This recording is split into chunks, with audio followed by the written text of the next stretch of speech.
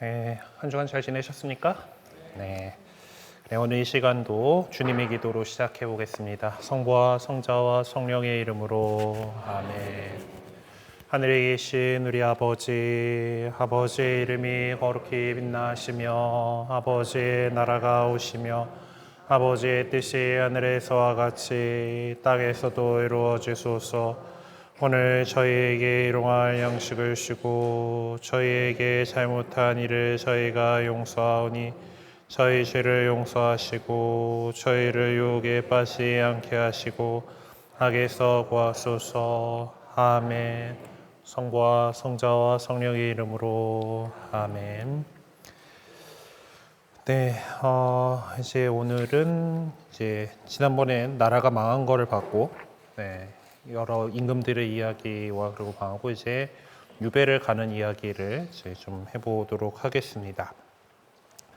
이제 바빌론 제국이 이제 그 아시리아 제국을 밀어냈고, 그리고 그러고는 그 기세로 이제 팔레스티나 지역까지 이제 들어왔는데, 아시리아 제국은 예루살렘을 함락시키는 데를 실패했어요. 그러니까 이리저리 이제 외교를 잘 했던 때도 있고 뭐 그러긴 하지만은 일단은 그 전에도 말씀드렸지만은 유다 땅이 그렇게까지 쓸만해 보이지 않았다. 일단 그리고 그 너무 높은 데 있다. 뭐 이제 이런 이유들로 인해서 예루살렘이 그 주변이 다 포위당하기는 했지만은 이제 예루살렘이 함락되는 일은 아시리아 때는 없었는데 이제 바빌론 때 와가지고는 결국 예루살렘이 파괴됩니다. 그래서 유다인들 가운데에서 이제 그 잘 나가는 사람들, 귀족들, 뭐 왕족들, 뭐 돈 많은 사람들은 다 이게 포로로 끌고 갔겠죠.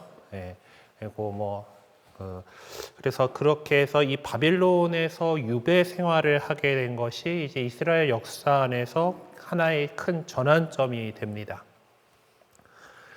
처음에 시작하면서 우리 성경이 어떻게 이야기가 만들어졌을까에 대해서 얘기할 때 이제 이 바빌론 유배라고 하는 것이 사실은 이 이스라엘 백성이 갖고 있는 공통적인 어떤 그 하느님 체험이라고 하는 이집트 탈출에 대한 경험들을 사실 이 환난 속에서 더 떠올렸을 것이다라고 말씀드렸었죠.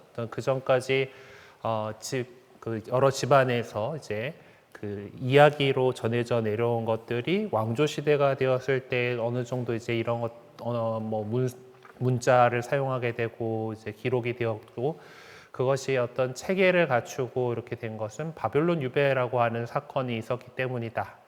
그래서 우리가 이렇게 잘못해가지고 이 고초를 겪고 이러고 있지만은 우리 조상님들을 이집트 땅에서 이끌어내셨던 그 하느님께서 다시 우리를 딜리버 해주실 거다고, 구원해 주실 거다고, 우리가 원래 살던 그곳으로 돌아가게 해주실 것이다 라고 하는 그런 믿음이 생겼기 때문에 이제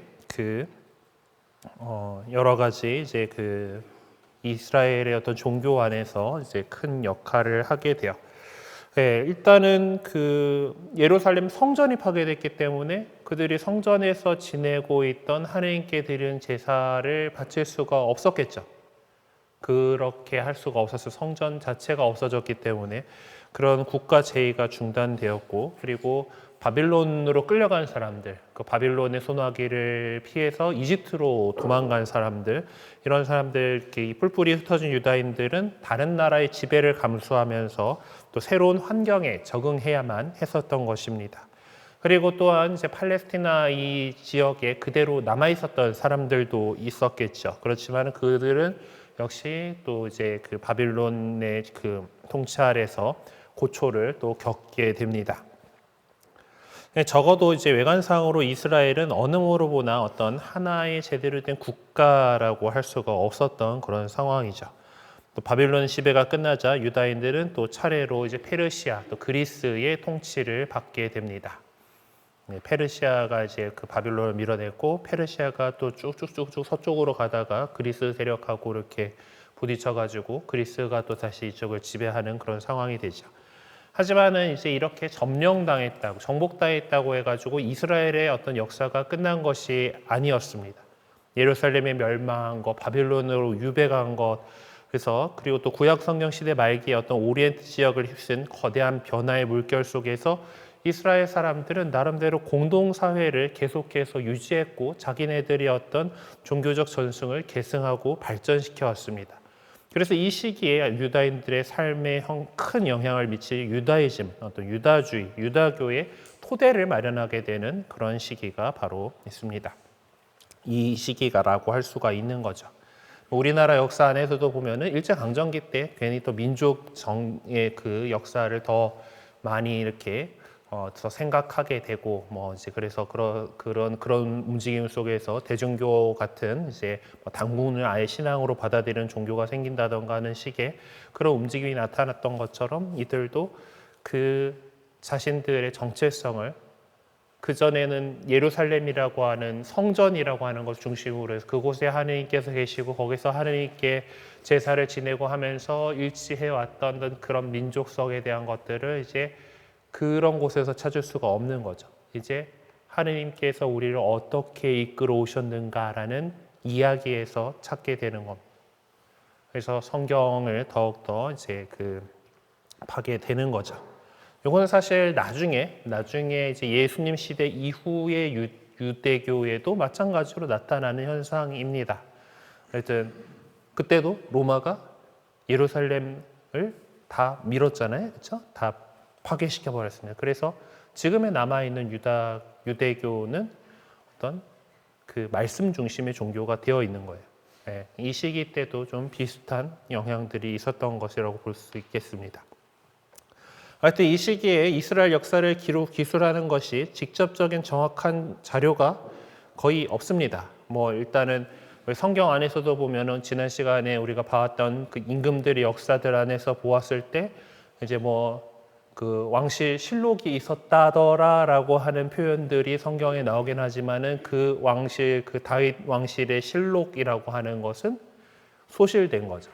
이 전란을 통해서 소실되어 버렸고 그리고 그래서 이제 우리에게 남아 있는 것은 이제 성경 자료들 외에는 딱히 이제 알 수 있는 것들 직접적으로 이 시대를 이야기하는 것이 없습니다. 그나마 이제 바빌론이나 이제 이런 나라들이 이제 좀 이제 문자를 일찍이 만들었고 그런 것들을 기록하는 그런 것들이 생겼어요. 요거는 이제 그 바빌론 시대의 어떤 신바빌로니아 시대의 기록물인 건데 점토를 판에다 만든 게 아니고 기둥에다가 실린더에다가 해서 거기다가 이제 저렇게 글자를 새겨 넣은 방식으로 만들어져 있습니다. 어쨌든 테라코타라고 하는 방식으로 이제 그 찰흙을 갖다가 이제 좀 구워내고, 그러니까 찰흙 기둥에다가 그 글씨 새길 수 있는 그런 것들 가지고 이렇게 그 글씨를 새긴 다음에 이거를 단단하게 보존을 하기 위해서 한번 살짝 구워주면은 이렇게 이런 거 되죠. 뭐 네부칸네자르 2세의 그 어떤 바빌론에 대한 그 바빌론에서 그가 어떤 일들을 했는지에 대한 내용들이 들어있는 그런 물건이라고 합니다. 어쨌든. 그러니까 이렇게 그 당시에 있는 그 자료들이 있기는 하지만은 사실 그 결정적이고 중요한 부분들을 정확하게 밝혀낼 수 있는 자료들은 딱히 없다라고 합니다. 그래서 이제 성경 안에 있는 자료들로는 요 시기를 볼 수 있는 것이 열왕기 학원에 조금 있고 역대기 학원에도 좀 있고 에즈라기, 느헤미야기, 에스테르기, 이사야서, 예레미야서, 에가, 에제키엘서, 다니엘서, 학가이서, 스가랴서, 말라기서, 마카베오 상학원 등을 참고할 수 있다. 그래서 요거는 우리 6장이 전체적인 얘기고 오늘 얘기할 것들은 사실 이제 열왕기 학원, 역대기 학원에 그리고 이사야하고 몇몇 이제 예언자들의 이제 이야기들을 우리 오늘 좀 살펴보게 될 겁니다. 그 외의 자료들로 이제 바빌론의 역대기라든가 아리스테스의 편지라든가 니푸르의 토판들 이제 그 저렇게 실린더로 안 만들고 판에다가도 하는 한식 그렇게도 여전히 썼었겠죠. 그 엘레판틴 파피루스는가 엘레판틴이라는 동네에서 발견된 파피루스가 있고 요세푸스의 역사 기록인 유다 고대사는 이제 대충 이제 헬레니즘 시대의 이야기들을 다루고 있습니다. 뭐 요 앞에 이야기도 좀 다루고 있긴 한 건데 그리고 제1 에스드라서, 사마리아 파피루스, 무라쇼 텍스트 이런 것들이 있대요. 네. 우리가 이것까지 뭐 다 외우고 그럴 거는 아니니까 그냥 뭐 그렇게 해서 이런 문헌들을 가지고 학자들이 좀 이제 이리저리 연구들을 했구나. 그리고 뭐 고고학적인 유물들이 이런 것들이 있었구나라는 것 정도만 이제 아시면 되겠습니다. 자, 그럼 바빌론으로 이제 유배를 가게 되죠. 바빌론으로 사로잡혀 가서 이제 바빌론이 페르시아에게 멸망할 때까지 한 반세기 가까운 세월을 거기서 살았습니다. 유다인들이 네부카드네자르 치하의 바빌론으로 끌려간 것은 기원전 597년, 또 587년이나 6년, 582년에서 세 차례에 걸쳐서 바빌론으로 끌려간 것으로 보여요. 그러니까 성경의 여러 그 기록들을 볼 때. 그리고 얼마나 끌려갔는지는 사실 가늠할 수가 없습니다. 인구 조사가 뭐 이렇게 잘 돼 있는 것 같지는 않은데 어쨌든 열왕기 학원하고 예레미야서의 기록이 있긴 있는데 예레미야서의 경우에는 그 한 4,600여 명이 이제 그 바빌론 유배를 간 것으로 이렇게 그렇게 보이고 있고 열왕기 학원의 기록들을 잘 뒤져보게 되면은 어림잡아서 한 10,000명 이상이 되는 것처럼 보입니다. 그리고 에즈라기나 느헤미야기에서 후에 유배에서 돌아온 사람들의 수를 42,360명으로 말하고 있는데 아무리 그 시절에는 아이들을 많이 낳고 뭐 이제 그렇다라고는 하지만은 그렇게 많이 낳았던 건 많이 죽기 때문이잖아요. 사실 어떤 인구가 막 엄청나게 늘어날 그럴 요인이 많지는 않았을 것 같은데 돌아온 유배에서 돌아온 사람 숫자가 42,360명으로 말하고 있다라고 하는 것을 보아서 앞에 그 예레미야서에서 말한 것처럼 4,600명 가가지고 그렇게 10배나 대충 반세기 정도니까 해봤자 한 3세대 정도가 지나가는 상황 속에서 이렇게까지 10배나 인구가 불어날 만큼 그렇게 되기는 조금 어려워 보이죠. 네, 그래서 아마 이미 끌려간 사람들이 제법 많지 않았을까, 10,000명 훨씬 넘지 않았을까라는 것을 이런 것에서 좀 살펴볼 수가 있습니다. 하여튼 그렇지만은 이렇게 끌려간 사람들의 숫자가 그 팔레스티나 유다 왕국에서 살고 있던 사람들의 어떤 총 인구에 비하면은 끌려간 사람들이 대다수는 아니었을 것 같다라는 거죠. 예, 이 포로로 잡아갈 만한 사람들은 결국 유다의 정치, 종교, 사회 여러 방면에서 지도층에 속하는 사람들을 엘리트들을 데려갔겠죠. 자, 그렇다라면은 그 나머지 그냥 갑돌이와 갑순이 같은 사람들은 딱히 이 바빌론 입장에서도 얘들을 데리고 가가지고 뭔가를 노동력으로 써먹기 위해서 그렇게까지 멀리걸리 데리고 가는 거가 조금 오히려 또 그 어려움들이 있는 부분입니다. 그렇기 때문에 이제 그 바빌론 유배를 간 사람들은 유다의 엘리트층들이었고 그들이 유배를 가서 어떤 유다이즘을 더욱 발전시켰고 그렇기 때문에 성경 안에 바빌론 유배의 어떤 게 되게 좀 큰 비중으로 담겨 있을 수 있다라고 생각할 수 있겠죠. 거기서 그냥 살아가고 있던 민초들한테는 별로 상관없는 이야기였을지도 모르겠습니다. 하여튼 네부카드네자르가 유다인들을 바빌론으로 사로잡아가고 또 많은 사람들이 이집트로 피신함으로 인해서 팔레스티나의 외부에 살아가는 유다인들과 이스라엘인들의 수가 상당히 증가했어요. 이게 팔레스티나 밖에, 그러니까 이제 유다 왕국이 있었던 그쪽이 아니라 다른 동네로 이렇게 가서 정착해서 살아가게 되던 유다인 공동체를 디아스포라라고 이렇게 말합니다. 이 이스라엘 백성들이 팔레스티나 지역 밖으로 이렇게 나가서 정착하고 살아가게 된 디아스포라를 형성하는 것은 사실 바빌론 시대의 절정에 달하긴 했지만은 이 디아스포라라고 하는 것, 그러니까 우리로 치면 교포 공동체죠. 이제 미주 교포 공동체 뭐든지 하여튼 뭐 한인 타운들이 보통 있고 그러잖아요. 그런 식으로 좀 모여 살게 되는 이제 그런 것들, 즉 해외로 나가서 이제 그 다른 나라에 정착하고 살아가는 것이 딱히 이 예루살렘이 파괴되는 그 사건에서 되게 뭐 많이 이렇게 일어날 수는 있었지만은 그것 때문에 처음 생긴 거는 아니다라고 볼 수가 있는 거죠.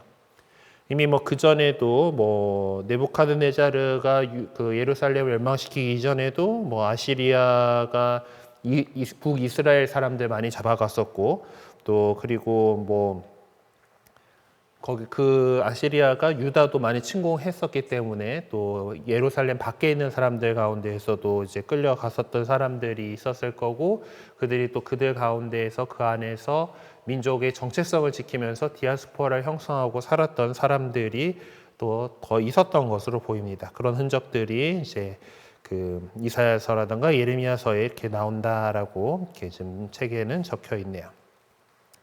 유다인들을 포로로 끌고 간 네부갓네자르가 다스리던 바빌론은 당시에 전성기를 이루고 있었습니다. 이것은 그 당시 바빌론의 어떤 그 상상도인데, 이제 에이션트 시티 오브 바빌론이라고, 나름 강 끼고서 이제 성벽을 이렇게 만들고 또 그 해자를 갖다가 가게에서 끌어가지고 운하도 파고 막 이런 것들 모습들로 이제, 그리고 뭐 왕궁에 가면은 이제 파란색으로 뭐 이렇게 있는데 이제 그런 상상도가 있는데, 요새야 파란색 쓰는 거가 별 우리가 그렇게 뭐 이게 비싼 건지에 대한 감이 별로 없는데요. 그렇죠? 파란 잉크 쓰는 거가 그렇게 문제될 게 아닌데, 옛날 옛적에는 파란색을 많이 쓴다라는, 그림에 파란색을 많이 쓸 수 있다라고 하는 거는 돈이 겁나 많다라는 뜻입니다. 저 파란색 내주는 안료 그 색깔 내주는 아마 광물 중에서 뭐였는지 정확하게는 모르겠습니다만은 이제 그런 건데, 중세 시대까지만 해도 그래서 이게 되게 비싼 색깔인 거예요. 파란색. 그걸로 저렇게 큼직하게 막 지붕마다 막 이렇게 막 달고 이제, 그리고 이거는 실제로 지금 고고학적으로 이제 이슈타르 게이트 바벨론에 그래서 이 바빌론의 베를린에 있는 페르가몬 뮤지엄에 지금 이런 그 지금 독일 애들이 또 저기서 이제 발굴해다가 이렇게 갖다 놨는지 모르겠는데, 어쨌든 이게 실제로 이렇게 있었고 이걸 바탕으로 해가지고 아마 바빌론의 옛날 상상도를 그려보면은 이런 모습이 아니었을까. 저렇게 이제 그 문에다가 이렇게 파란색을 갖다가 다 도배를 할 수 있을 만큼, 그리고 저 중간에 이제 이 그 뭐 짐승들의 모습이 있잖아요, 그렇죠? 요런 애들 이제 이것들 이제 좀 확대하면 뭐 이런 것들인데, 이제 요거가 좀 뭐 빛이 바라긴 했지만은 좀 금 좀 써주지 않았을까 싶은 이제 그런 거잖아요, 그렇죠? 그만큼 강대국이었다, 돈이 많았다라는 것을 볼 수가 있겠죠. 네, 그래서 이제 이 바빌론에게 예루살렘이 함락당 그때쯤에 이제 신바빌로니아 제국은 전성기를 이루고 있었고, 그 당시에 바빌론과 경쟁하던 나라들이 메소포타미아 북동쪽에 마다이하고 서북쪽에 리디아하고 남쪽에 이집트 정도가 있었는데, 어쨌든 이 고대 시대의 강력한 통치자 가운데 하나였던 네부카드네자르는 팔레스티나를 비롯해서 시리아, 모압, 암몬 등의 많은 나라를 정복했고 이집트를 침략하기도 했다라고 전해집니다. 그리고 건축 사업 활발히 벌려가지고 요새와 성전, 궁전, 운하, 도로, 정원들을 만들었어요. 아까 앞에서 봤던 막 이제 이런 그 이제 도시 주변으로 막 해자에 뭐 그것도 운합하는 거하고 비슷한 거겠죠. 하여튼 국력이 세면은 이런 것들을 많이 하는 겁니다. 하여튼. 네. 그래서 요새 성전 운하 뭐 이런 것들 만들었고, 그렇지만은 네부카드네자르가 또 이제 물러난 이후 너무 이렇게 잘 나가던 임금이 있으면 그 후계자들이 그렇게까지 유능하지 못하고 막 이제 그 상황들이 좀 안 좋게 꼬여가고 하면은 결국 그때의 전성기를 계속 구가해 나갈 수가 없게 되죠. 그래서 바벨론이 쇠퇴의 길을 걷기 시작합니다. 이렇게 이 네부카드네자르 이후에 그 임금들이 뭐 군정 건설에 많은 재원을 낭비해서 경제 위기를 초래했고, 또 왕실도 분열돼 가지고 지도력을 발휘할 수가 없었습니다. 바빌론의 이제 마지막 왕인 나보니도스라는 사람은 당시에 무로닥 종교보다는 옛 종교인 달의 신인 신 이름인데 신이네요. 네, 어쨌든 하랑 그렇게 신을 위한 성전을 건설하고 이제 그런 종교 그 나름대로의 어떤 종교 행태를 이제 다시 바꿔버리려고 하는 그런 것들을 통해서 이제 마로다크 비슷하긴 한데요. 이제 이 무로닥이 그 바빌론의 그 나름 국가 신이거든요.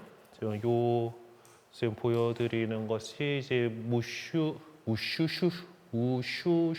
드래곤 용이래 이게 또 거기 용인데 이제 이 모양이 그 마르두크라고 하는 바빌론의 국가신의 어떤 상징으로 많이 쓰이던 그런 것입니다. 그래서 그런 그 이제 나름대로 그 국가 제의의 중심이었던 그 신이 아니라 다른 자기가 좋아하는 신이었든지 아니면 뭐 더 이제 옛날에 뭐 이렇게 해서 이제 그랬는지 모르지만은 이 달의 신인 신의 그걸 더 이렇게 하니까 또 그런 종교적인 갈등들이 생겨나게 되죠. 기존에 이제 더 세력을 갖고 있던 그런 재관들이 임금이 또 뭐 뭔가 사이비로 물들어가고 있어 뭐 이런 느낌일 거예요. 그런 또 그 쿵짝쿵짝 하는 그것 때문에 부딪히는 것들이 있었을 겁니다. 그런 것들이 또 바빌론이 망하게 대한 요인으로 작용을 했을 거예요.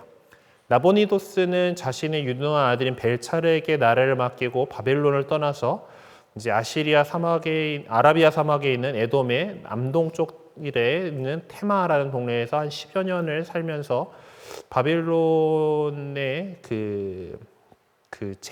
바빌론식 제사의 어떤 그 절정인 그 새 축제를 소홀히 해가지고 백성들이 불만을 사곤 했다.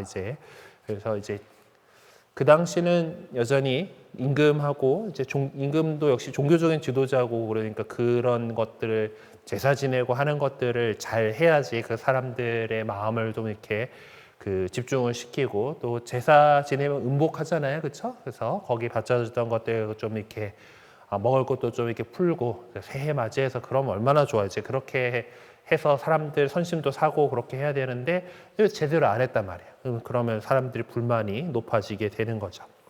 예, 아마 그 제사를 소홀히 했다가 명분이었겠지만은 먹을 걸 제대로 안 줬다가 그 원래의 그 뜻이 아닐까 그런 생각이 들기는 하는데요. 어쨌든 그래서 백성들의 불만을 이제 샀어요.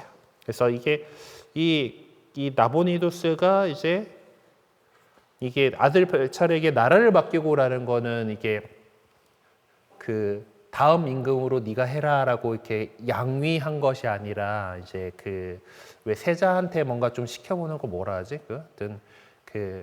그렇게 맡긴 거잖아요. 그러니까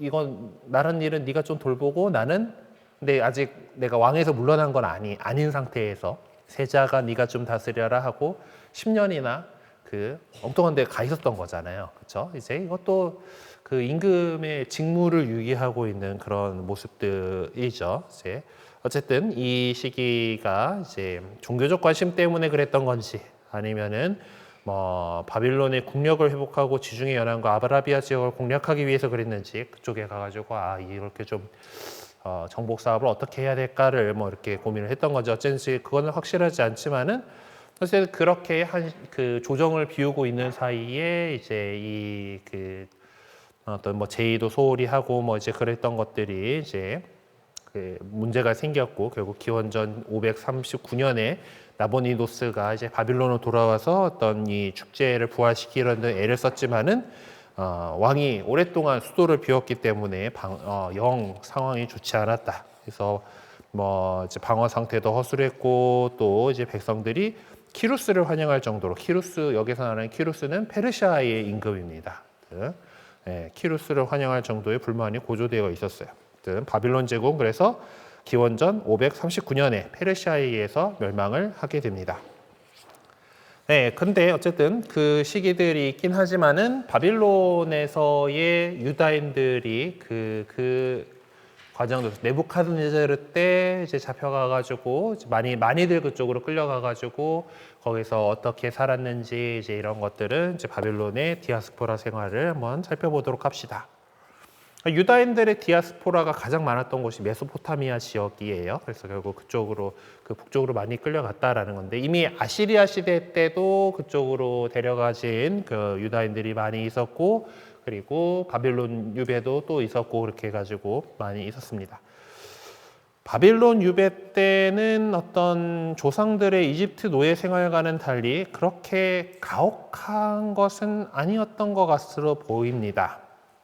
그러니까 막 강제 노동을 마구 해야 되고 막 이제 이런 것은 아니었던 것 같아요. 그러니까 이제 바빌론 유배 시기의 여러 가지 이야기들을 이렇게 보게 될 때 이제 물론 이제 멸망한 조국이 멸망을 했고 그 남의 나라에 이제 끌려가 가지고 그곳의 임금을 섬겨야 되고 그러긴 했지만은 또 그 안에서 나름대로 잘 나가는 사람들도 나오게 되고요.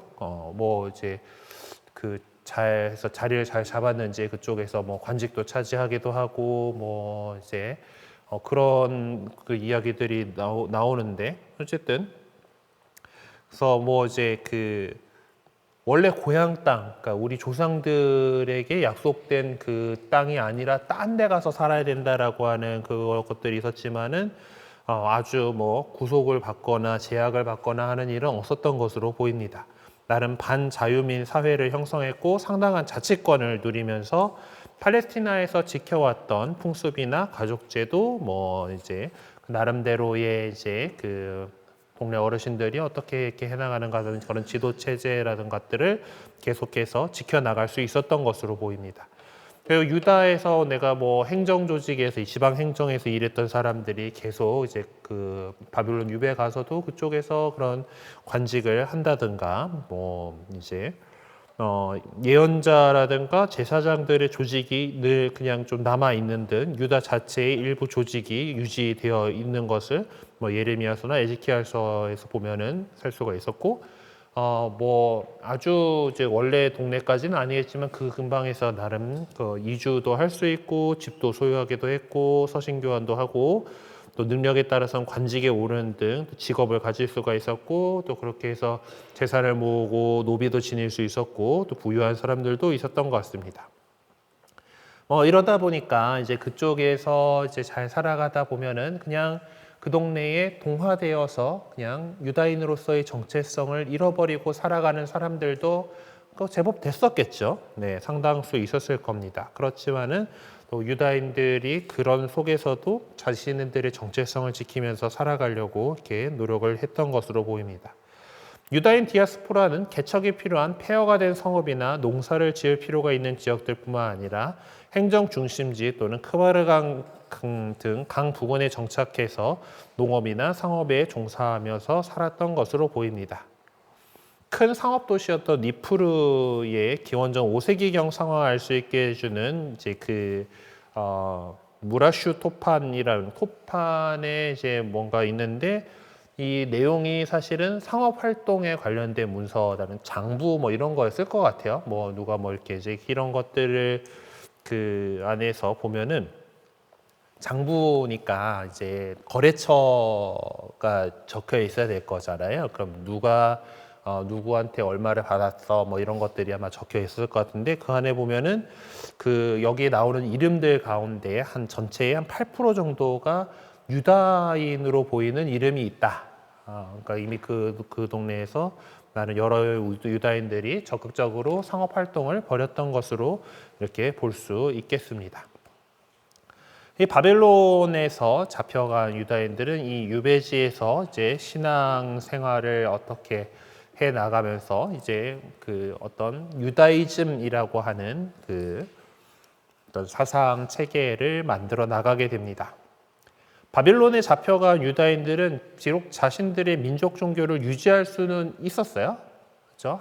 야훼 하나님 믿는 것 같고 막 나중에 이제 보게 될 헬레니즘 때처럼 뭐 그 제사 안 바친다고 잡아 죽이고 돼지고기 안 먹는다 그러는데 자꾸 돼지고기 먹으라 그러고 막 이제 이런 거는 바빌론은 안 했던 모양입니다. 어쨌든 그렇지만은 이 신앙을 제대로 지키기에는 그 전까지는 우리 구약 성경 봐요. 이제 그 제사를 바치는 거, 이제 우리가 뭐 죄를 씻기 위해서 이제 제물을 바친다라고 하면은 보통 이제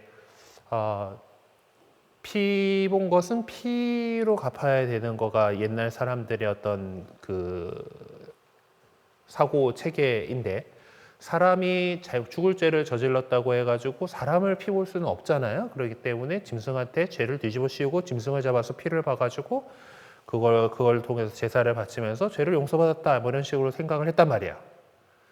자, 그런데 성전이 있을 때는 이제 딱 이렇게 그 제물로 바칠 짐승을 이렇게 잡아 갖고 데리고 오면은 거기서 이제 사제가 이제 목을 딱 따가지고 피를 담아가지고 이제 피도 하고 이제 그걸 떠가지고 그 기름기들은 이제 또 하느님께 살라서 바치고, 이제 뭐 고기들은 뭐 어느 부위는 이제 사제의 몫으로 돌아가고, 뭐 이런 것들 되게 성경에 되게 자세하게 나와 있잖아요. 제가 그래서 신약의 사제가 될 수 있었던 거에 대해서 되게 우리 예수님한테 감사하고 있는데, 그 십자가 제사로 끝내셨거든. 딱 저거 한 번으로 제가 어린 양의 목을 따가지고 피를 뽑고 뭐 가죽을 벗기고 이제 기름을 뜨고 이제 이런 걸 안 해도 되잖아요. 거의 도축업자잖아요. 거의 이제 그런 거를 안 해도 되겠는데, 어쨌든 이제 잡혀갔어요. 남의 나라란 말이에요. 물론 제단 좀 이렇게 쌓아놓고 뭐 할 수도 있겠지. 네, 뭐 짐승 좀 잡을 수 있는데 그 예루살렘 성전에서 막 소 1000마리 바치고 막 그랬다고 할 만큼 뭐 그런 거 못 하잖아요, 이제. 네, 규모도 확실히 작아졌을 거고. 네. 이제 뭐 그렇기 때문에 이제 어떤 신앙의 형태들이 또 많이 바뀌게 되었습니다. 그리고 또 중요하게 어려움을 겪게 되는 것이, 아직 예루살렘이 파괴됐어. 주 하느님께서 당신의 거처로 영원히 삼으시겠다고 하던 그 성전이 파괴됐고, 그리고 다윗 임금의 너 후손의 왕자가 거의 영원하리라고 이렇게 약속했던 다윗 왕가가 무너졌어요. 그러니까 하느님께서 우리나라를 갖다가 영원히 지켜주실 거야라고 하는 믿음이 깨져버린 상황이죠. 그렇기 때문에 사실 이거를 이스라엘의 신앙을 포기하려는 유혹이 더 컸을 거예요. 전에도 말씀드렸죠. 옛날 그 전원의 사람들은 어느 국가, 어느 나라, 어느 집단이 믿는 신들, 그러니까 그 두 집단이 싸우는 거면은 그 위에 그 신들의 세계에서 그 신들끼리 싸운 거고, 그 밑에서 이긴 나라 신이 이긴 거야. 그러면은 진 나라 사람들은 보통 가가지고 그냥 거기에 흡수되면 되는데, 이게 아니다라고 하는 그런 생각으로 가져간 사람도 있었지만은, 우리는 졌어. 그래, 그럼 바빌론 신인 무로닥이나 이제 저 믿어야겠구나 하는 그런 사람들도 분명히 있었을 거예요. 네. 그러니까 예루살렘 멸망이라는 충격이 유다인으로 하여금 이 주님이 그렇게까지 힘이 쓰신 분이 아니구나, 무력하게 이제 이 바빌론의 신인 무로닥을 이기지 못했다라고 생각하게 만들었고, 많은 유다인들이 무로닥에게 돌아서게 됐습니다. 그러면은 예언자들이 나와가지고 이들을 질타해야겠죠. 예스겔 예언자도 바벨론의 우상을 섬기는 유다인들을 질타하는 그런 모습이 있습니다. 어쨌든 그렇게 남의 나라에 가 있으니까 전통적인 종교 제의들을 거행할 수가 없었죠. 그리고 요시야 임금의 어떤 개혁 이후에 예루살렘 성전이 율법에 따른 합법적인 제의를 거행할 수 있는 유일한 장소였는데, 그 성전이 이제 없다라고 하면은 이제 그 전에까지 유다인들이 해오던 그 신앙생활이 제사 중심에서 이제 다른 형태의 예배 방식으로 바뀌어야 한다는 것이 나오게 되는 겁니다. 이런 상황에서 나타난 것이 회당이라고 하는 제도예요. 시나고그라고 하는데, 사실 이거 처음부터 회당이라고 불렀던 거 아니고, 이제 헬레니즘 시대 이후에 어떤 이제 히라버 단어에서 시나고그 이렇게 했는데, 이 앞에 보면 쉰이잖아요. 쉰, SYN. 여기 신, 그러니까 신. 지금 요새 우리 교회가 21년부터 했던 시노드의 그 SYN이에요. 함께 신. 예, 그러니까 함께 모이는 집인 거지. 함께 모이는 어떤 그래서 모일회에다가 집 당자 쓰는 거잖아요. 모임을 갖는 집이다라는 거예요. 네. 뭐 우리 성당도 어떻게 보면은 뭐 성당은 거룩한 집이어서 거룩할 성자에다 집 당자 쓰는데 여기도 우리 모이라고 만들어낸 곳이잖아요. 그리고 저는 사실 회당의 문화들이 어느 정도 영향을 주었을 겁니다. 우리는 그래도 우리 신약의 백성이 우리도 나름 유대교를 믿고 있던 사람들에게서 출발한 거기 때문에 그리스도교는 아마 유대교의 그 어떤 베이스가 있긴 있었으니까. 어쨌든 그래서 이 회당이 그 전에 어떤 그 유다인들의 신앙의 중심이 예루살렘이었다라면은 이제 각각의 그 동네에서 자기들이 살고 있는 곳에 마련한 이 회당이라고 하는 곳이 그들이 신앙생활을 하는 데의 중심지가 되는 거예요. 그곳에서 하느님의 말씀을 들어요. 우리 하느님께서 어떻게 하셨다. 그리고 우리가 어쩌다가 지금 이 꼴이 됐고, 그래서 우리가 어떻게 살아야지 야훼 하느님께 충실해야지 다시 돌아갈 수 있다든지 아니면은 좀 참된 행복을 향해서 나아갈 수 있다든지 그런 얘기들을 했겠죠. 그래서 이제 성전은 더 이상 없으니까 성전 예배가 아니라 이 공동 예배 장소로서의 역할을 하게 된 회당을 중요하게 여기게 되었고, 그럼 회당에서 얘기할 수 있는 회당에서 할 수 있는 거 맨날 그 짐승 잡아서 살라서 바치고 이거 못 하잖아요. 그죠? 그것에서 모여서 대신에 하느님의 말씀을 이야기를 하는 거죠. 우리 하느님이 어떤 분이셨어? 우리 조상들을 이집트 땅에서 이렇게 이끌어내 오셨어. 그리고 이집트에서 우리가 살아가던 우리 조상들이 이렇게 광야로 나와서 여러 가지 거치면서 약속된 땅에 이렇게 들어갔었어. 그렇게 하셨던 하느님께서 우리를 다시 일으켜 주실 거야. 이제 이런 이야기들을 하게 됐었죠. 뭐 회당이 어떻게 형성되기 시작했는지 그 과정에 대해서는 우리가 알 수 있는 방법은 없습니다. 하지만은 유다인들은 이렇게 회당에 모여서 하나님의 말씀을 듣고 예식을 거행하면서 이스라엘 신앙의 새로운 방향을 설정하고 민족적 단결을 굳건하게 할 수가 있었죠. 뭐 아마도 처음에는 좀 집이 큰 사람 집에 모였을 겁니다. 우리 초기 교회가 그러했던 것처럼, 그냥 좀 함께 모일 공간들이 있으면은 이제 거기서 이렇게 모였겠죠. 우리 교회가 박해를 받지 않는 상황 속에서 성당을 세우는 것과 마찬가지로 이들도 어느 순간 이 용도를 위해서 따로 어떤 건물을 마련해야겠다라는 생각이 들었을 거예요. 그렇게 해서 회당이라는 것들이 생기고 그 안에서 어떤 것들을 하는가. 지금 오늘날의 유대교 회당의 모습이긴 한데, 그래서 이제 십계명이 이렇게 가운데 이렇게 다 이렇게 놓여 있죠. 등불하고 뭐 다윗의 별이라던가 뭐 이제 이런 그 모습들을 이제 갖추고서 이제 어떤 율법이 중심이 되는 거예요. 율법이 중심이 되고 그 법을 이제 이야기를 하고 이제 그래서 말씀 중심의 종교로 이렇게 방향성이 바뀌게 되고, 그러면서 이스라엘이 또 민족적 단결을 굳건하게 할 수 있는 그런 역할을 하게 됩니다. 어쨌든 그러면서 이제 자신들이 비록 지금 고향 땅, 우리 선조들이 살고 있던 젖과 꿀이 흐르는 하나님께서 주신 그 땅에 비록 살고 있지는 않지만은 언젠가는 그곳으로 돌아가리라라고 하는, 그렇게 해서 그곳에 다시 성전을 세우고 하느님께 원래대로 찬미를 드릴 수 있는 그런 날이 오기를 계속 고대해 왔던 거죠. 이 회당은 후에 유다인들의 생활의 중심지가 되었고 신약시대에도 그리스도교 복음이 전파되는 장소이기도 했습니다. 바오로 사도는 여러 도시들에 있는 유다인들의 회당에 가서 가르쳤잖아요.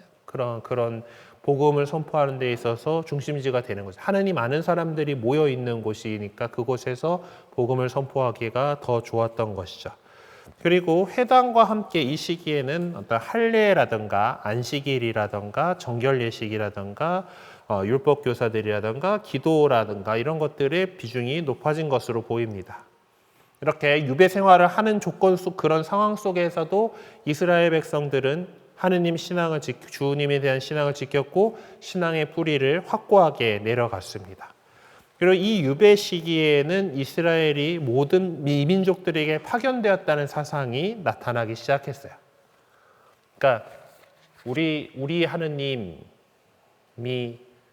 졌어가 아니라 이제 우리 야훼 하느님께서 주 하느님께서 유일한 하느님이시고 그 하느님께서 아직 자신들을 우리 이스라엘 민족에게 당신을 먼저 드러내 보여주셨고 아직 하느님을 알지 못하는 저 민족들에게 당신을 전해주는 그 사명이 우리에게 있다. 이제 이런 그런 생각들을 하게 된 것이죠. 그러니까 이 민족들에게 파견되었다라는 사상이 발생을 하게 되었고 이제 어떤 예언자들의 어떤 그런 모습들도 유배 가기 이전에 사는 거를 제대로 못하고 있고 잘못하고 이런 것들이 많으니까 꾸짖는 사람들이 많았었잖아요. 그런 위대한 대예언자들이 있었던 것에 반해서 이제 자잘한 예언자들이 있긴 하지만은 큰 어떤 예언서 안에서 이제 크게 남아있는 대예언자라고 할 수 있는 사람들의 시대는 에제키엘을 마지막으로 끝이 났다라고 할 수가 있겠습니다. 바벨론 유배기의 유다인들은 그들의 민족 형성 초기부터 전해져 내려온 자료들을 수집하고 그 역사들을 기록하기 시작했던 것으로 보입니다. 그래서 유배 기간 동안에 그들이 갖고 있는 전승들을 기초로 해서 과거의 역사를 되돌아볼 기회를 가지게 됐던 거죠. 그리고 유배지에서 신앙을 강화하고 교육을 하는 신앙을 강화하고 그리고 또 신앙을 교육하는 그런 상황에서 이 전승들을 다시 읽게 되었습니다.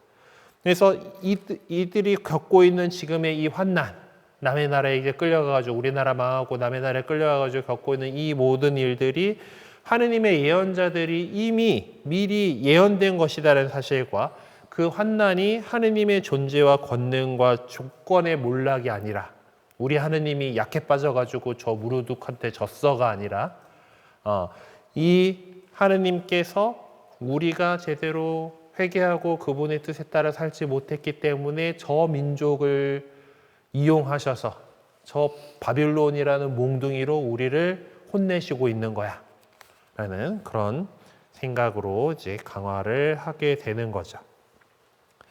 예. 그리고 그것들이 이제 그러면은 자, 우리가 왜 이렇게 됐지? 우리가 하느님의 법을 제대로 지키지 않았어. 그러면 그렇게 다시 제대로 우리에게 주신 우리가 율법을 받은 민족 아니야. 십계명을 받은 민족이야. 율법을 받은 민족답게 그것을 잘 지키면서 살아간다라면은 하느님께서 다시 우리를 약속된 땅으로 데려가실 것이다. 네. 전에도 붙었는데 딜리버를 배송을 이렇게 해주실 거다. 데리고 가실 거다라는 그런 것을 이제 알게 되는 겁니다. 그래서 조상님들을 이집트에서 이끌어내셨던 그 하느님께서 우리를 다시 이 바벨론에서 약속된 그 땅으로 데리고 가시리라, 구원하시리라는 것을 알게 된 겁니다. 그래서 이런 배경 속에서 이미 이스라엘이 멸망 전에 편찬되었을 것으로 보이는 신명기의 역사가들의 역사서들이 재편집되고 또 증보되고 이렇게 하면서 이 여호수아기부터 열왕기까지의 어떤 역사서들이 기록이 되게 되었어요.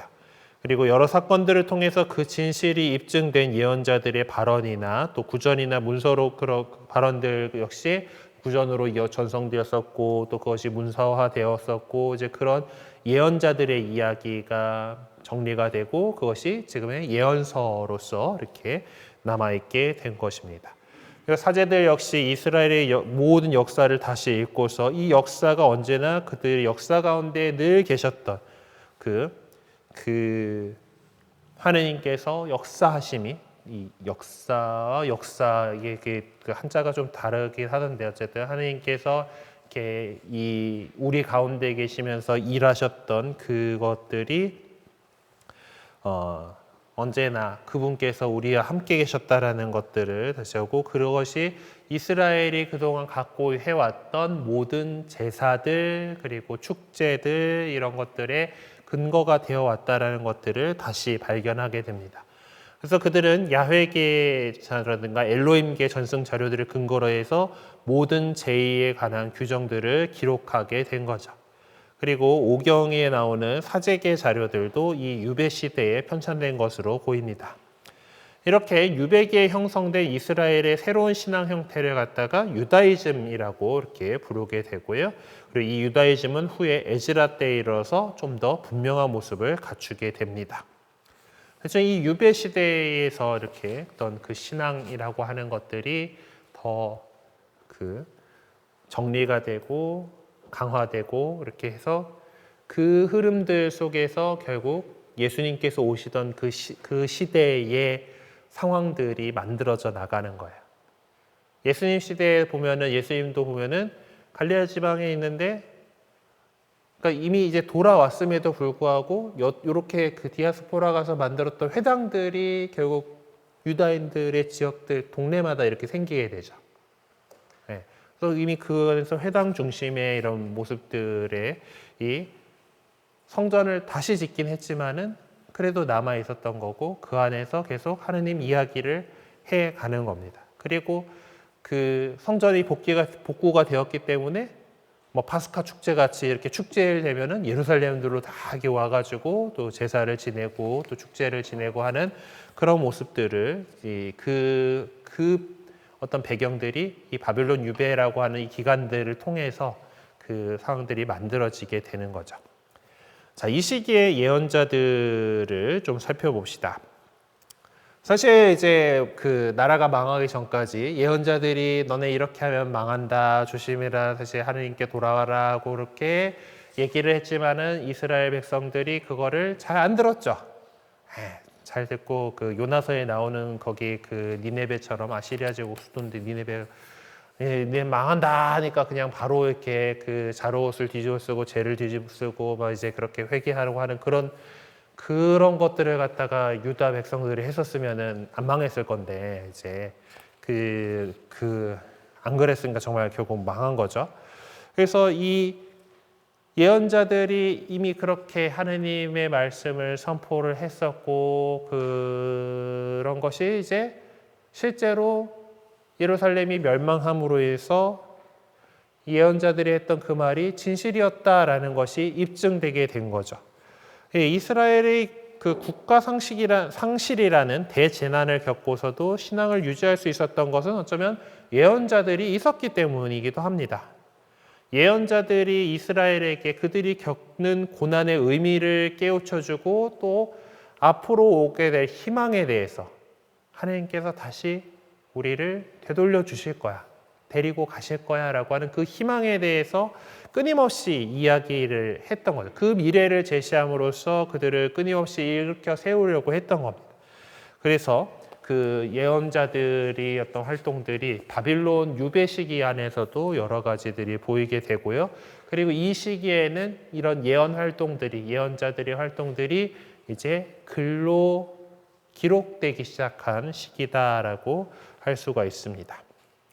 첫 번째로 볼 그 예언자는 에제키엘이죠. 에제키엘은 사제 가문 출신이라고 그 에제키엘 예언서 1장 3절에 이렇게 나오는데 유다 왕국 말기에 여호야킨 시절에 예언자로 등장해서 바빌론 유배기에 활약을 했습니다.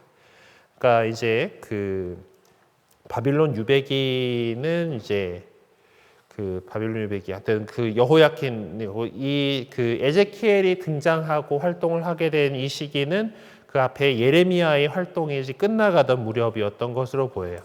에제키엘의 예언은 예루살렘 함락을 경계로 해서 함락 전에는 이스라엘과 유다 두 왕국의 잘못을 일깨워주고 잘못에서 벌을 받을 것이다라고 경고를 했고 함락된 후에는 이제 그때도 이제 하고 계속 혼내고 그러면은 되겠습니까? 이제 이 어차피 지금 그 나락에 떨어졌는데 이제 그러면은 자기 절망에 계속 빠져 있을 것이 아니라 희망을 가져야 돼. 하느님께서 이제 희망을 주실 이제 그 밝은 미래 우리를 다시 회복시켜 주시고 그것을 그래서 우리가 얻게 될 그 구원에 대해서 이야기를 하는 것으로 진행이 됩니다. 이제 그 첫 번째 이제 그 1차에 유배 갔던 가장 먼저 유배 갔던 사람들은 사실 이제 뭐 이게 끌려가긴 하지만 이거 얼마나 오래 있겠어 뭐 이제 그런 생각들을 했었을 것 같아요. 어쨌든 이제 그런 사람들에게 너네가 저질렀던 것들이 만만치 않으니까 그렇게 빨리 돌아갈 리 없어. 이제 그리고 그들이 이제 너희가 저지른 죄악 때문에 결국 예루살렘이 붕괴될 거다라는 예언을 하게 됩니다. 그러니까 1차 포로들 때는 예루살렘이 완전히 무너지거나 그러지는 않았던 시절이니까요. 네. 그래서 그런데 이제 예루살렘이 무너진다고? 라는 것이 대단히 그들로서는 상상할 수 없었던 일이기 때문에 되게 충격적으로 다가왔을 겁니다. 에제키엘은 예루살렘 멸망과 유배 생활이 하느님의 능력 부족이다라고 오해하는 이스라엘 백성에게 유배 생활이 이스라엘의 죄를 징계하기 위해서 하느님께서 마련하신 것이고 이 유배 기간인 이스라엘이 죄를 씻고 정화하기 위해서 그런 기간이다라는 것을 알려주고 있습니다. 바빌론 유배가 당연한 징벌이자 새로운 미래를 위해서 이스라엘을 준비시키는 정화 과정이라는 이 사상은 유다이즘을 새롭게 태어나게 하는 그 원동력이 됩니다. 에제키엘은 또 인간 역사 안에서 활동하시는 하느님의 섭리와 하느님의 초월성 그리고 그분이 유일한 왕이시다라는 것 등을 선포하였습니다. 왕 뽑아놓긴 했었지만은 어쨌든 이스라엘 백성의 유일한 임금님은 하느님이시다라고 하는 그 하느님의 섭리, 하느님의 초월성, 하느님께서 바로 임금이시다라는 것을 선포를 해왔던 거죠. 그리고 그 예언 가운데 하느님께서 이스라엘 백성에게 불어넣어 주실 새 영에 대한 사상이 이제 또 유명하고요. 또 보면은 그 환시로서 보았다라고 하는 이제 마른 뼈들이 막 있는 그 환시가 에제키엘에게 있어서 되게 유명한 그런 내용입니다. 이제 뼈들이 막 이렇게 있는데 거기에 이제 그 뭐가 보이느냐 했더니 그 뼈들이 이제 서로 자리를 잡고 이제 근육이 힘줄이 붙고 피부가 생기고 그렇지만은 육체가 이제 다시 이렇게 돌아왔지만은 아직 생명이 없었죠.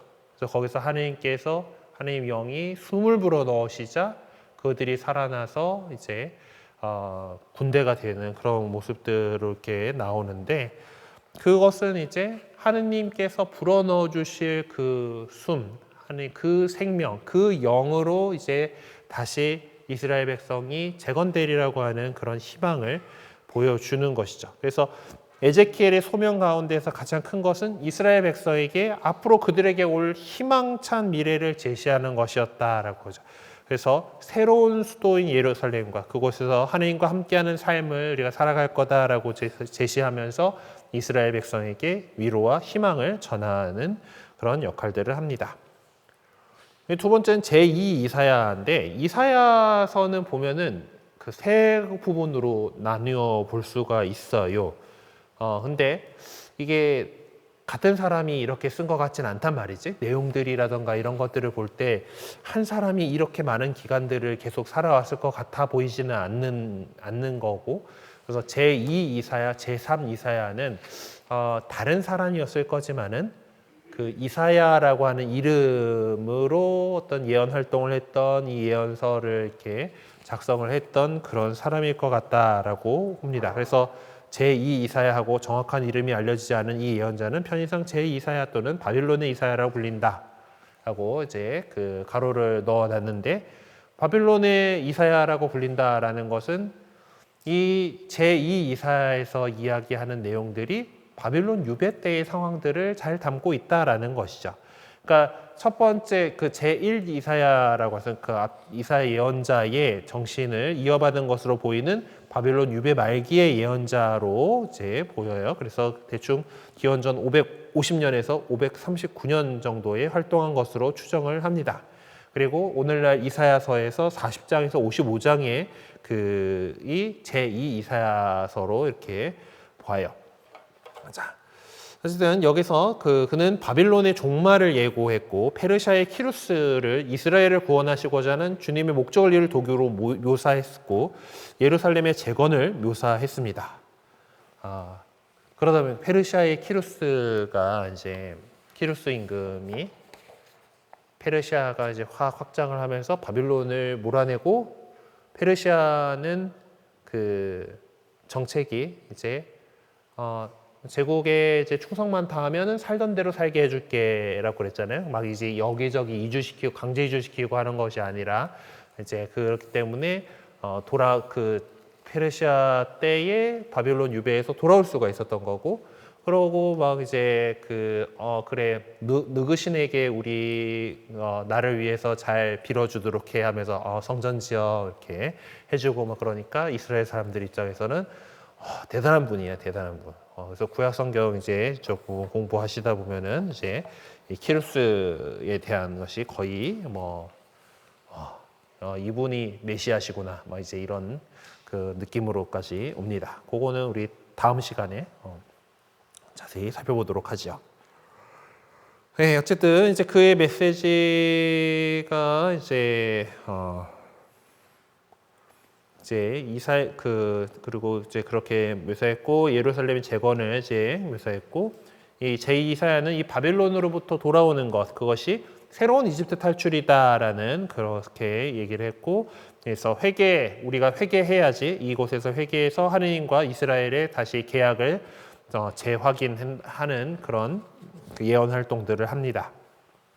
제2 이사야서의 내용은 제1 이사야서가 닥쳐오는 징벌을 준엄하게 경고하는 데에 비해서 위로와 희망으로 가득 차 있습니다. 네, 그 준엄하게 경고했던 징벌이 이루어졌거든요. 그러면은 그냥 그러고 우린 망했어 하고 이렇게 있는 것이 아니라, 자 이제 우리가 그래도 회개하고 잘 살면은 하나님께서 희망을 주시니까 자 그 희망에 대해서 우리 얘기해 보자라고 해야겠죠. 네, 그래서 위로와 희망의 메시지로 가득 차고 있고, 그리고 하느님께서 유일한 분이시다라는 것을 우리가 인식해야 되고, 그리고 하느님께서 구원하신다는 것에 대해서 믿음을 가져야 되고, 그리고 우리 하느님께서 온 세상을 창조하시고 우리의 모든 역사를 주관하시는 분이시다라고 하는 것을 인정을 해야 될 거고, 그리고 또한 다른 나라의 신들, 그러니까 우리를 이긴 저 바빌론의 신 마르도크가 우리 야훼보다 센 그런 게 아니라 쟤들은 우상이고, 우리 하느님께서 정말 온 세상을 창조하시고 모든 것을 주관하시는 하느님이시다라고 하는 것을 이렇게 이야기를 하게 되는 겁니다. 네. 그렇게 해서 이제 정말 그렇기 때문에 우상들을 배격해야 되고, 그리고 우리가 하느님께서로부터 선택받고 법을 받은 그런 민족으로서 이제 높은 도덕적인 기준을 가지고 살아가야 한다라는 거, 그렇게 남은 자의 삶에 대해서 얘기를 하고, 구세주께서 오실 것, 그리고 종말의 완성 등 이런 것들이 제 이사야가 이야기하는 예언의 내용인데, 무엇보다도 자기 백성을 구속하러 오시는 구세주에 관한 사상이 가장 으뜸을 이루고 있습니다. 그래서 사실 우리 그리스도교의 입장에서 예언자들 가운데서 이사야 예언자의 예언들이 되게 중요해요. 이 제2사야에 나오는 그런 부분들이 있어서 이제 오실 구세주에 대한 사상을 많이 여기서 보게 됩니다. 제2 이사야는 유배 말기에 다가오는 새로운 구원의 기쁜 소식을 예고하고 하느님 백성으로서 우리가 어떻게 살아갈 것인가를 제시하기 위한 목적을 가지고서 이제 이야기를 하고 있어요. 그는 교만과 우상 숭배를 꾸짖으면서 회개를 촉구했습니다. 제2 이사야는 또한 주님의 통치가 온 세상을 포괄하여 유다인들뿐만 아니라 다른 이방 민족들에게도 미칠 것이다라고 선언을 하였고, 또 그 예언 가운데에서 주님의 종에 대한 예언들은 사실 좀 해석하기가 쉽지 않은 부분인데, 그 고난받는 주님의 종에 대한 이 예언들이 결국 예수 그리스도께서 순환하시고 십자가에 못 박히신 그런 부분하고 연결을 우리 그리스도교에는 시켜요. 그래서 그렇기 때문에 이제 사순 시기에 성주간인가 그 고난받는 주님의 종에 대한 이 텍스트들이 독서 말씀으로 봉독이 됩니다. 근데 여기서는 이 종의 소명, 그리고 좌절, 순환, 죽음, 그리고 궁극적인 승리가 묘사되고 있는데 이 종이 누구를 가리키는 것인지는 이사야서의 그 상황 속에서는 분명하게 드러나 있지는 않습니다. 그래서 이제 그것들을 해석하는 사람들 가운데서 이제 이 고난받는 주님의 종이 이스라엘과 동일시하는 그런 경우들도 있고 아니면은 이스라엘을 하느님께 돌아오게 하는 사명을 지닌 자라고 하는 그리고 또한 어떤 데서는 장차올 메시아를 가리키는 것이다라고 보기도 합니다. 그래서 그 메시아가 우리 그리스도교는 그 메시아 그리스도께서 나자렛 사람 예수님이다라고 얘기를 하잖아요. 그래서 그분의 고난과 죽음에 관한 예언이 바로 이 제2 이사에 나오는 그런 부분이다라고 우리는 보고 있어요. 자, 그리고 이제 이 시기에 뭐 예언자들 뭐 갑자기 얘기를 하다가 갑자기 이집트의 디아스포라가 이렇게 나오고는 있는데 어쨌든 이제 이 시기에 또 다른 이 상황들을 볼 수 있는 것들이 이집트로 도망간 사람들이에요. 그러니까 이제 그 예루살렘이 이제 그 무너지니까 이 북쪽에서 이렇게 바빌론이 쳐들어오니까 이쪽으로 도망간 사람들이 있겠죠. 이집트로 간 사람들이. 네. 하여튼 이집트에 있던 디아스포라의 유다인 디아스포라의 상황은 엘레판티니라는 동네에서 발견된 파피루스에서 좀 분명하게 밝혀진 부분이 있습니다. 그래서 이집트는 팔레스티나하고 지리적으로 가깝고 역사적으로도 밀접한 관계를 맺고 있었기 때문에 이스라엘 사람들은 무역, 군사교류 등 여러 가지 이유로 이집트로 왕래했을 뿐만 아니라 뭐 왕래가 많다 보면 그냥 거기에 가서 사는 사람들도 있었겠죠. 정착해서 살기도 했습니다.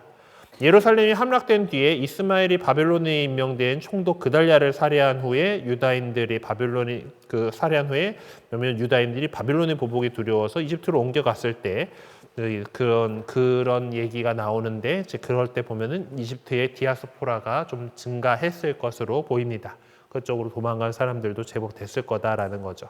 일단 거리가 가까우니까. 이집트에서 디아스포라는 믹돌, 타흐판헤스, 멤피스, 파트로스 등이 있었던 것으로 보입니다. 예레미야서에 뭐 이런 지명들이 나와요. 이집트에 있던 디아스포라들 가운데에서 나일강 제1폭포 아래 엘레판틴 공동체는 여자와 아이들이 포함된 작은 군사학 식민지, 군사 콜로니를 갖다가 번역을 하고 싶었을 건데 어쨌든 이제 군사적으로 구성된 그런 마을이었을 겁니다. 엘레판틴 디아스포라는 자치권을 가질 수 있었고 팔레스티나의 관습과 제도를 그대로 유지했던 것으로 보여요. 그리고 예루살렘이 사마리아의 종교 당국자들과도 계속 관계를 맺고 있었고 그렇게 해서 이제 자신들의 정체성들을 지켜나가고 있었습니다. 거기다 심지어 예루살렘 성전과 유사한 그 성전도 있었대요. 그리고 희생 제사도 드리고 또 안식일, 파스카, 무교절 등의 절기도 다 지켰다고 합니다. 근데 이제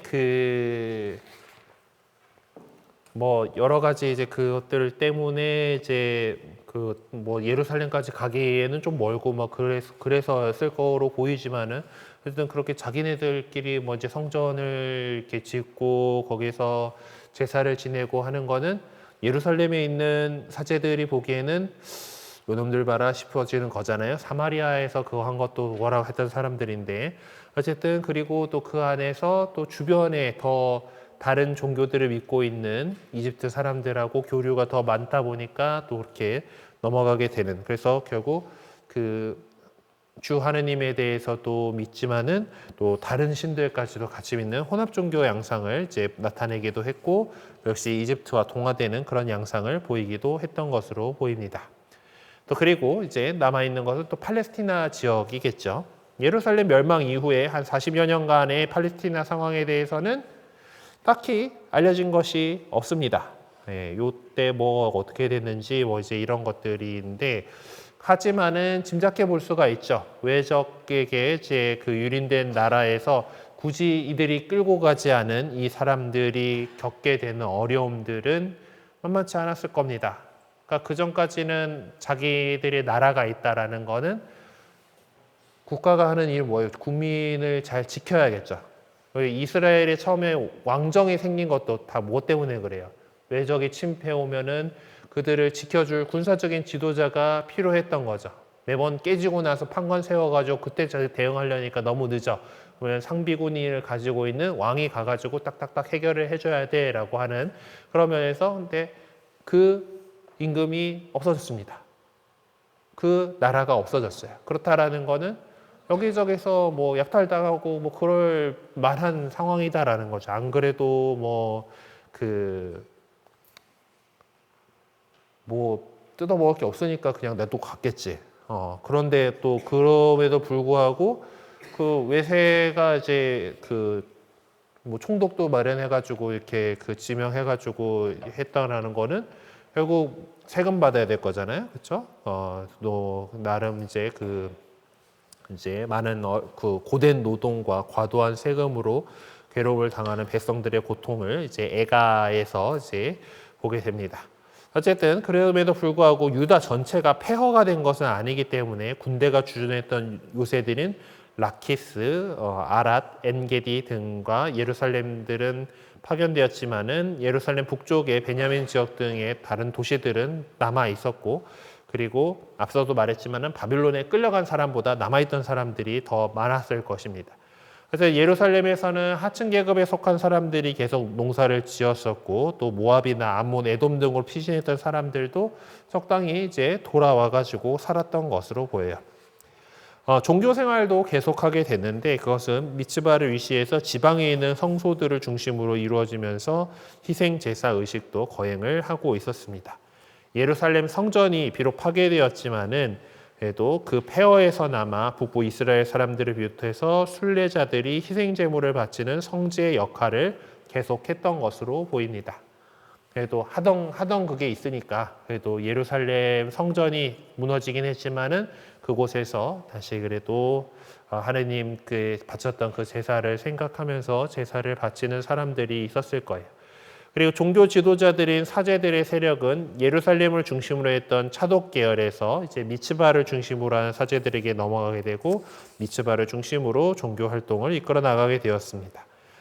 그리고 팔레스티나에서는 유다와 예루살렘이란 멸망으로 인해서 그 지금까지 주님에 대한 신앙을 지켜주고 있던 보호망이 뚫려서 또 여러 가지 이방 제의들이 유입이 되게 되었죠. 그래서 팔레스티나 안에 있는 사람들의 신앙 역시 혼합 종교의 양상을 띄었던 것 같습니다. 그러니까 그 앞에 아시리아가 데리고 왔던 사마리아에서 일어났던 일들, 그것도 역시 팔레스티나 전체로 그렇게 확산이 되었을 것으로 봐요. 또한 그렇지만은 완전히 주님에 대한 믿음이 다 그렇게 혼합적으로 바뀐 것은 아니었던 것입니다. 야훼 신앙이 또 팔레스티나에서도 서서히 뿌리를 내리고 있었던 것으로 보여요. 왜냐하면 구약 성경 애가를 통해서 유다인들은 유다 멸망이란 파국이 그들의 죄의 결과다라는 점을 명백하게 인식하고 있음을 알 수가 있고 또 시편에 나오는 여러 시편들에서도 하나님께서 그들을 버리시지 않고 구원하시리라라는 믿음을 찾아볼 수가 있기 때문입니다. 그냥 마냥 하느님 우리 하느님이 졌어 그냥 딴 신들 더 강해 보이는 신들 믿자 그건 아니었다라는 이미 하느님에 대한 신앙들이 이제 생겨났고 비록 어떤 지도자 계층들이 바빌론에 가가지고 그렇게 했던 것들만큼 아니다 하더라도 그래도 계속해서 주 하느님을 믿어오고 있던 그 가락들이 있잖아요. 그것들이 계속해서 이어나가고 또 그리고 이렇게 망한 것에 대한 고찰들을 하게 되고 그리고 그것에서 우리 하느님께서 우리를 더 잘되게 하기 위해서 이런 고난을 주신 것이다라고 하는 그런 믿음으로 발전해 나가게 되는 겁니다. 네, 그래서 오늘 공부를 해야 할 부분은 여기까지 이렇게 나가게 됐고 그렇게 해서 가서 이제 다음번에는 이제 페르시아가 이제 이 동네를 장악하게 된 그 이야기들을 해 나가 보도록 하죠. 네, 혹시 뭐 오늘 공부한 거에 대해서 궁금하신 거 있으신 분들 있으십니까? 그 난방을 안 틀어줘서 살짝 춥기도 하죠. 네. 제가 땀이 안 나네. 제가 이렇게 막 얘기를 했는데 땀이 안 날 정도니까 네, 빨리 우리 정리하고 가야 될 것 같습니다. 네, 하여튼 이제